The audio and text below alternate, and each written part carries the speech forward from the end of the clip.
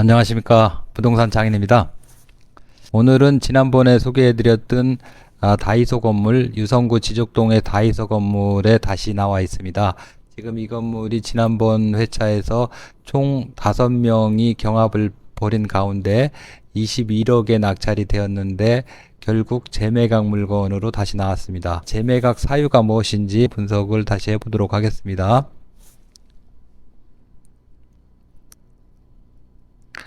예, 다이소 건물 바로 왼편에는 유명 베이커리, 노은동 쪽에 사시는 분들이라면 누구나 아실 만한 그런 유명 베이커리가 바로 옆에 입점을 하고 있습니다. 다이소에도 평일에는 학생들이 많이 이용을 하고 주말이나 이렇게 휴일 같은 경우에는 가족 단위로 방문하는 방문객들이 많은 상황입니다.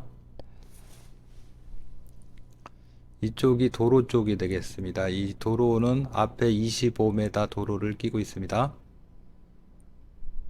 지금 1, 2층을 다이소에서 전부 사용을 하고 있는데 실질적으로는 1층이 대부분인 그런 매장이 되겠습니다. 2층은 일부 그냥 창고나 아니면은 탈의실 정도로 이용을 하고 있는 것 같습니다. 매장은 1층에만 위치를 하고 있다고 보시면 될 것 같습니다. 이쪽은 건물 후면 쪽이 되겠습니다. 후면 쪽은 공원을 끼고 있습니다. 이렇게 산책로도 있고 작은 공원을 끼고 있고 바로 옆에는 초등학교와 중학교가 위치를 하고 있습니다. 다이소 내부에 들어왔습니다. 다이소는 보증금이 2억으로 나와 있고 월차임은 조사가 되어 있지 않습니다. 이 정도 규모면은 1,000만 원 내외가 아닐까 이렇게 추측을 해보게 됩니다. 최저가는 16억 4,534만 2천 원입니다. 입찰 보증금은 20%가 필요하겠습니다. 3억 2,906만 8,400원이 필요합니다. 재매각 물건이기 때문에 그렇습니다. 토지 면적은 324평입니다. 건물 면적은 231평입니다. 매각기일은 26년 3월 3일이 되겠습니다. 대지를 평당 866만원씩 28억 정도 감정을 했습니다.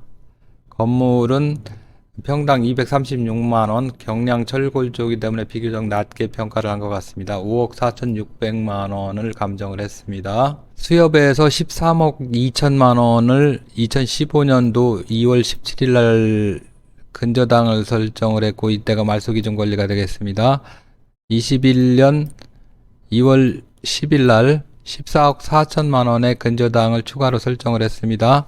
지금 임의경매를 신청한 수협은행에서 청구한 금액은 23억 5천만원 정도가 되겠습니다. 배당 순서를 살펴보겠습니다. 경매비용 1,300만원 정도를 제외하고 모든 금액은 수협으로 배당이 되는 걸로 나와 있습니다. NPL 채권을 인수한 유동화 회사에서 전액을 배당을 받을 것으로 보여집니다. 건축물 현황을 살펴보겠습니다. 대지 면적이 325평, 연면적은 232평입니다. 바닥 면적은 193평이 되겠습니다. 사용 승인일은 2014년 12월 24일입니다. 주차는 7대가 가능하겠습니다. 노은 1지구 쪽이고 2지구 쪽이고 노은 3지구 쪽에 위치를 하고 있습니다. 주변에 이렇게 아파트 단지들이 있습니다. 이쪽에가 전부 아파트 단지가 되겠습니다. 초등학교, 세미래 초등학교, 세미래 중학교와 접해 있습니다.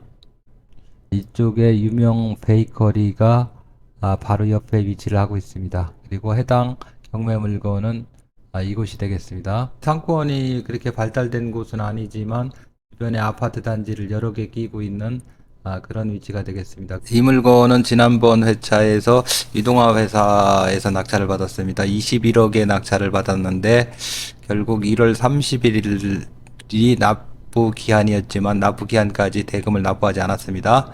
포기한 이유로는 몇 가지 추측이 가능할 것 같습니다. 이 채권을 얼마에 인수했는지는 알 수가 없지만 보통 일반적으로 아파트나 경매 시장에서 조금 높은 낙찰가를 유지하고 있는 이런 물건 같은 경우 할인율이 적은 금액으로 할인이 덜 되는 그런 금액으로 NPL 채권을 인수를 하게 되고 상가나 토지처럼 아파트에 비해서는 낙찰가율이 떨어지는 이런 담보물건 같은 경우에는 할인율이 좀 더 높은 가격으로 NPL 채권을 인수를 한다고 합니다.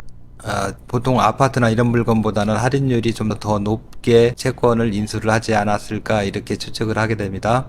최저가가 16억 4,500만 원인데 이 정도의 낙찰이 되면은 본인들이 수익이 전혀 없거나 또는 오히려 인수한 가격보다 마이너스가 되는 상황, 그러니까 손실이 발생되는 상황이기 때문에 이렇게 낙찰을 받지 않았을까 이렇게 추측을 하게 됩니다. 입찰을 포기하면은 1억 6천만 원 정도 손실이 발생이 되는 게 아닌가 이렇게 생각하시는 분들도 계시겠지만 수협 채권을 인수를 했다면은 1순위가 되기 때문에 포기를 하더라도 본인들이 포기한 보증금이 결국은 본인들 수중으로 다시 돌아오는 구조, 공짜 경매를 하는 그런 상황이 되기 때문에 결국 손해볼 게 없기 때문에 과감하게 이렇게 포기를 하는 게 아닌가 이렇게 추측을 해볼 수가 있을 것 같습니다.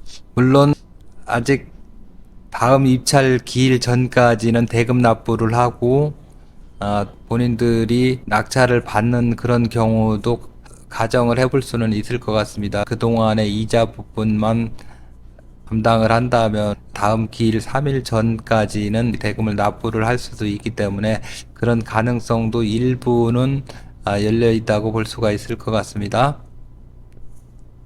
수협과의 협의 과정이라든가 이런 것 때문에 시간이 좀 지체되고 있을 수도 있다고 보여집니다. 어쨌든 1순위이기 때문에 지난번에는 방어 입찰을 한 게 아닌가, 그 부분이 아무래도 더 신빙성이 있지 않을까 싶습니다. 지금 이 물건 같은 경우에는 토지 가격을 28억 정도 감정을 했기 때문에 토지 가격은 적정선으로 보여집니다.